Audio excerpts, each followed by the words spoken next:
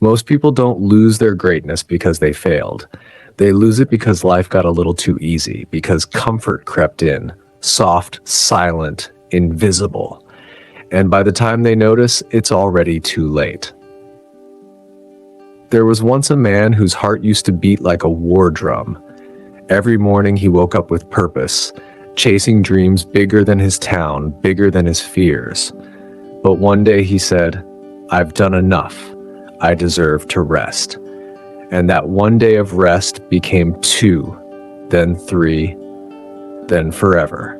Comfort began to speak to him in the voice of logic, kindness, and safety. "Take it slow," it said. "You've earned it. You're not behind. You're pacing yourself." And so he stopped running. He stopped fighting. He stopped growing. But time doesn't wait for the comfortable. Days turned into months. The world kept moving, evolving, building. And while others failed, learned, adapted, and rose, he stayed right where he was, perfectly still, perfectly safe. He didn't fall behind in a single day. He simply stood still while everything else moved forward. And one day, he realized, standing still is another kind of falling. The scary part? He didn't even hate his life. "It was fine" is the quietest poison of all, because when life is fine, you stop fighting for great.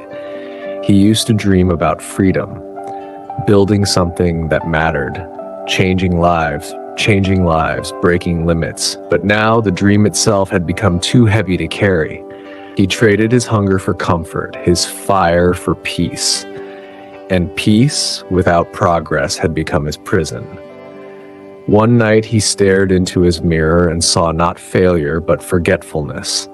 He had forgotten who he was, forgotten how it felt to chase something that scared him, forgotten that pressure creates diamonds, comfort. That realization broke him open.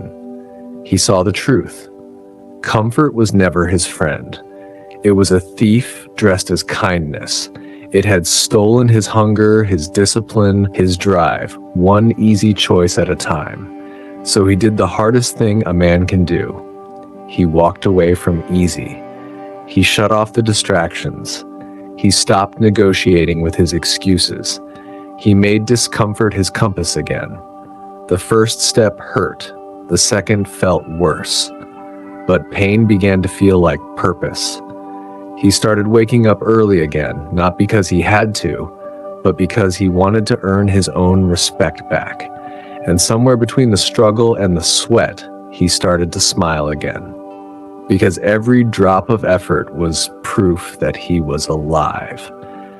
He wasn't chasing success anymore. He was chasing self-respect. That's when he understood the truth most never learn. The comfort zone doesn't look dangerous, and that's why it is. It doesn't break you suddenly. It erases you slowly, one quiet, comfortable day at a time. He realized that the prison of comfort doesn't have walls. It has soft pillows, warm lights, and endless distractions. It doesn't lock you in.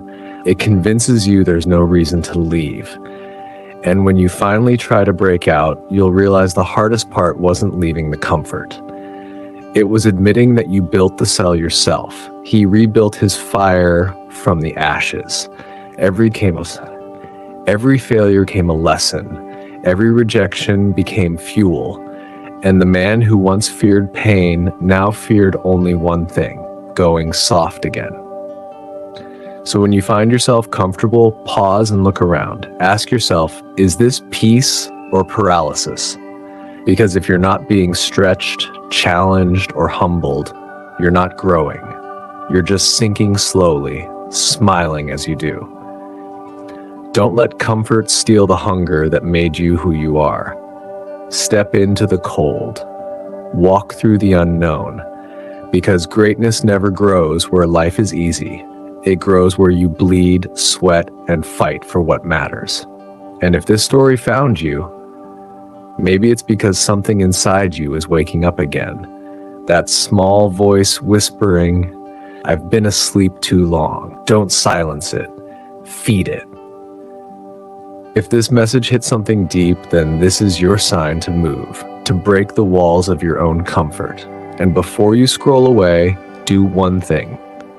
Drop a comment below and tell me, what comfort are you escaping? Your story might wake someone else up tonight. And if this kind of truth speaks to your fire, subscribe.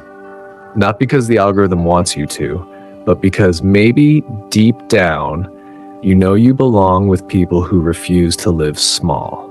Because in a world addicted to comfort, only the awake will rise.